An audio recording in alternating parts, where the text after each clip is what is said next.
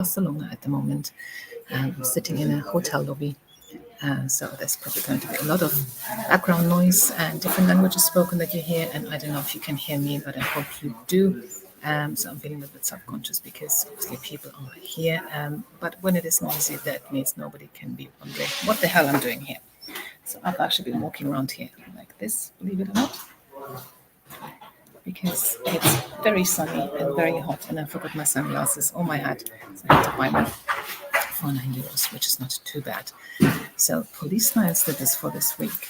The first one is a study that was done about sexual education of high school students. In the US, a lot of students just receive abstinence-based or abstinence plus education, which uses unstandardized protocols and often lacks information about sexual consent. However, high school students who received comprehensive sexual education, including learning about consent, were more likely to understand sexual consent and were less likely to endorse past sexual victimization. So if they've had any experiences, they now had a different perspective on it because they actually learned something about consent. In contrast, students without comprehensive sexual education reported lower satisfaction with their sexual education and greater acceptance of rape myths. Rape myths are very well spread or very widely spread in society and the criminal justice system, and we need to get rid of them. So just the abstinence as in new is not working in terms of sex education. We need to have something that talks a lot more about consent. The second snippet for today is about neighbourhood disadvantage. Adolescents residing in disadvantaged neighbourhoods are more likely to be exposed to associates who report a greater willingness to rationalize violence, which in turn predicts an adolescent's own rationalizations. Further, one's willingness to rationalize violence is predictive of violent conduct and mediates the effects of associates' attitudes on self-reported violence. So, my view is that how you grew up and the social economic status you come from, that is actually conducive to offending, not your color per se. Unfortunately, we have more people of color in those groups because they often don't have deep roots in that country yet and have and live in more difficult situations. That can then often be confused that, oh, people have this color, so they're more likely to X, Y, and Z. But actually, it's not because of their color, it's because of how they live and where they grew up. It's a bit like women earning less. Women don't earn less because they're women. Women earn less because we are less likely to take risks because that's how we have been socialized. And we are also more drawn to roles that don't get rewarded very much, such as caring for the elderly, caring for young children, caring for babies. And society doesn't reward those kind of roles with money, basically, or with good salaries, even though they're very important. So it's not being of color or being a woman per se that means you're less likely to earn a certain amount or commit a certain amount of crime. It's other factors that contribute.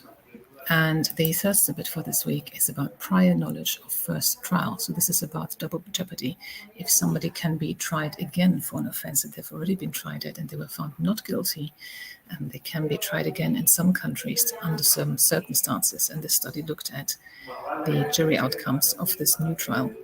When a suspect is tried for the same offense a second time, jurors could have knowledge of the previous acquittal verdict through media sources, potentially biasing the new jury in their decision-making.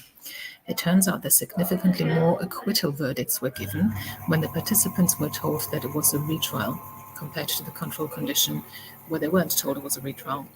So this was irrespective of whether the prior verdict was not guilty or not proven. Not guilty and not proven is a distinction they have in Scotland. So this study was actually conducted in Scotland. You can probably hear the buzzing of the vending machine next to me. But this was already the last snippet. I'm going to try and keep it short because I don't know what kind of noise pollution I'm exposing you guys to. Hope you found it interesting. We had the Society of Evidence-Based Policing conference last Friday. I was doing quite a lot of streaming from there and interviewing some of the speakers. It was fantastic. It was really, really good. I managed to have one of my students there as well from Middlesex University. He's just about to graduate next week, actually. And I was sitting there listening to what the speakers were saying and thinking of Harry in the back in the audience and thinking, right, this is bringing to life what I've been talking about in class. And I really want to try and get more of my students to come to these conferences because it's really important they get the real life application of it and hear about some of the things I've been talking about, not just from me, but from people who are actually doing it every day.